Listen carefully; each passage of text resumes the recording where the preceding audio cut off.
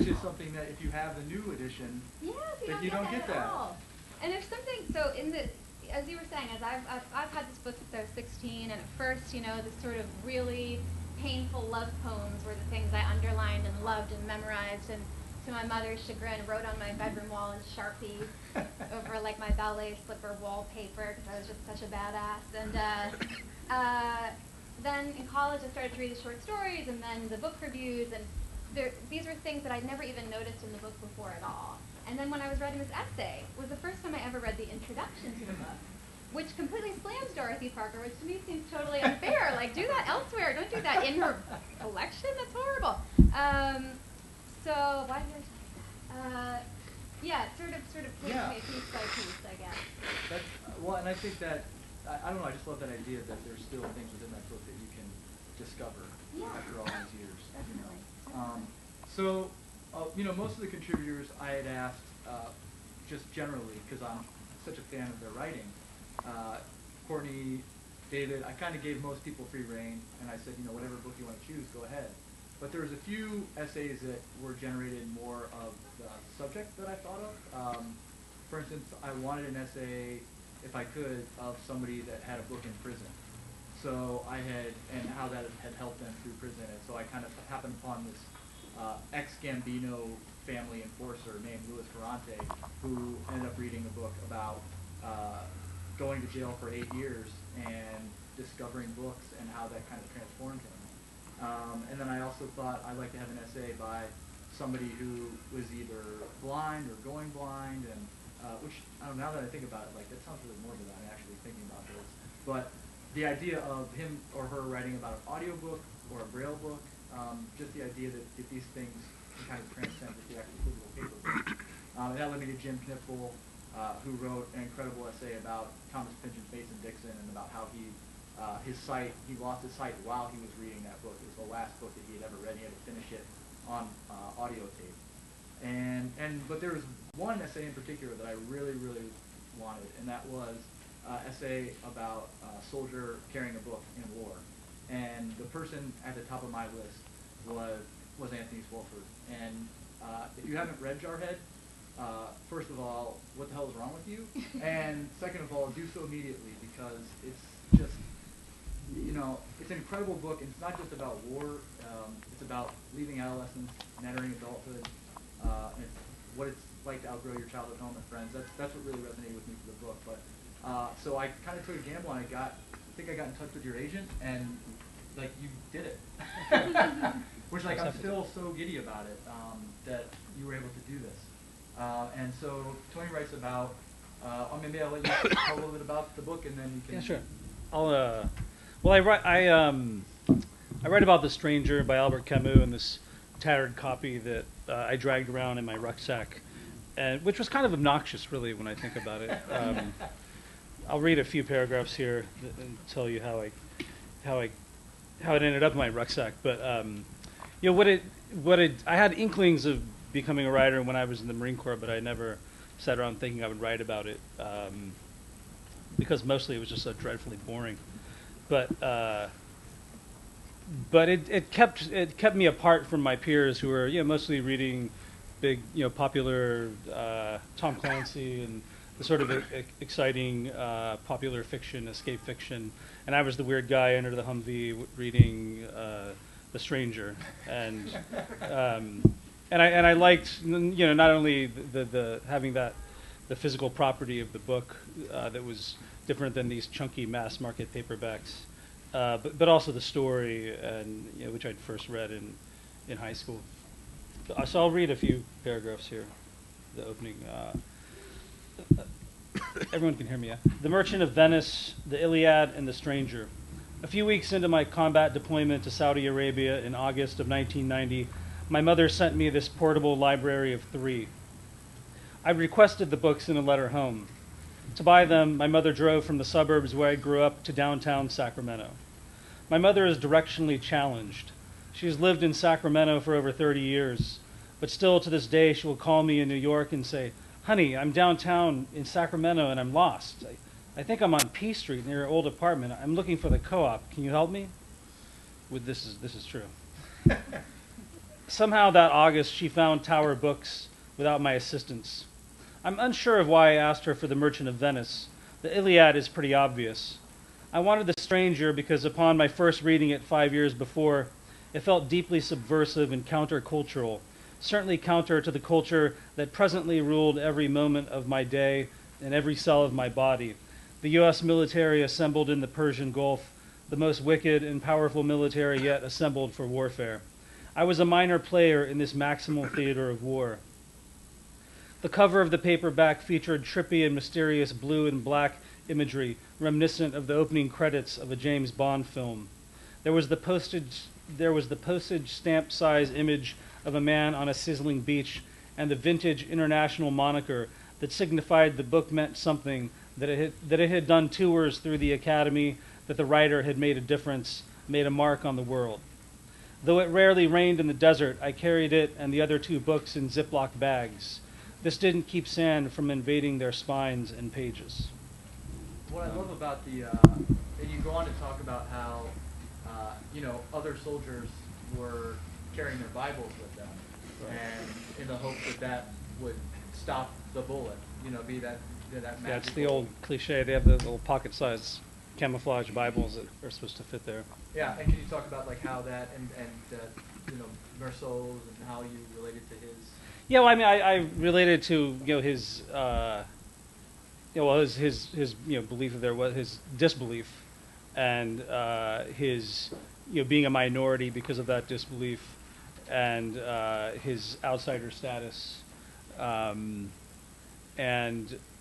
it was at a time when I was just beginning to not believe in God, and I'd had trouble. I write about this in Jarhead. I'd had trouble getting my dog tags changed because when I first joined, they said Roman Catholic, and I'd ceased to believe, and I wanted them to be changed so that they would say no religion, but it never happened. They kept coming back with Protestant or Roman Catholic or something. Like whoever was stamping those things out was like, we will make this man believe.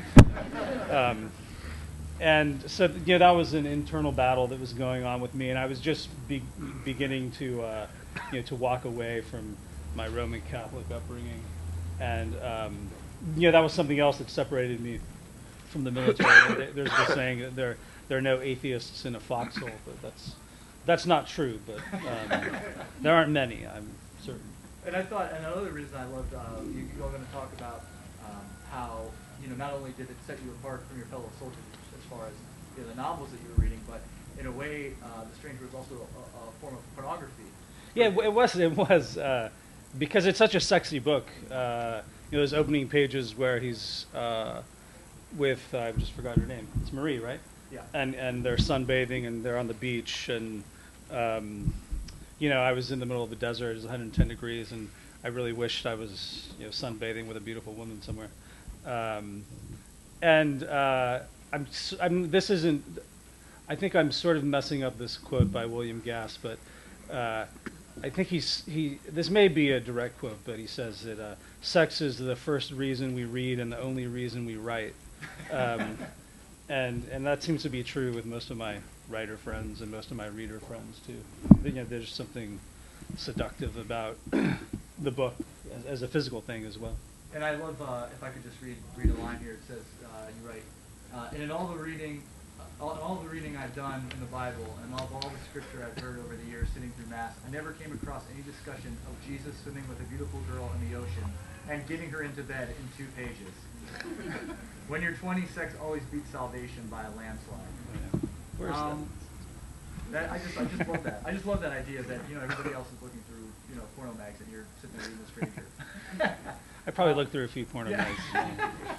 And do they really bury them? And there's like buried stashes of there, or is that just like? Yeah, I mean you would bury stuff. I mean every once in a while someone would decide that you shouldn't have pornography and never go through your stuff. Oh. Yeah. And then you talk about the Vintage International marker, which is not the first time that it appears in the book. Danielle Trussoni writes about her copy of Speak Memory, and which is also a Vintage International, and it's become a very emblematic of what you talk about, this whole trip through the canon. And if you read when I thought it was really interesting, the synchronicity that you described. Yeah, sure. Between that. This paragraph here. Yeah. So that paperback copy of The Stranger my mother mailed to me in the desert cost her $5.95. It was the first vintage international edition from March of 1989. I graduated from Marine Corps boot camp in March of 1989. This is a coincidence, certainly, but one that thrills. So during the winter of 88-89, while I marched around the parade ground and rifle range and sand pits where drill instructors sculpted sloppy and undisciplined boys into full-fledged killers of men, a group of kindly publishing people in New York City spent their days moving Matthew Warb's masterful new translation from hardcover into paperback, readying it for spring publication. I just love that idea that there's these two parallel things going on. But you moved recently, so you don't have a copy with you. I don't. Yeah, most of my books are in storage, but it's an old. It's the only paperback edition that's out right now. That vintage. It has a kind of sexy, mysterious cover. And you talk about in the essay how you read it at least once a year. I do. I end up going back to it. Yeah, and I reread it before writing this, and it's and sometimes I think it's sort of like at 40 I should be beyond reading The Stranger, right? My romanticism with Camus and his existentialism should be kind of over, but it's not. I mean, the book holds. It's such masterful writing. The prose is so masterful. It's a 125-page book that's as powerful as any big doorstop out there. Do you still have the other book that your mom sent you? Do you know? I do. Yeah. They're floating around somewhere in my library, and I still haven't figured out why I wanted The Merchant of Venice. So, if anyone can help me with that, I appreciate it. You talk about, also in your essay, you talk about different covers and fonts, or the same cover and font, and how, even two books that have the same cover, they have two different lives and two different identities from the markings or the pattern, the way they're affected. And I thought that, I don't know, there's just, that really kind of epitomizes what this book is all about. I mean, you've got all of these books up here, but as soon as it falls into someone's hands, it kind of takes on a life of its own.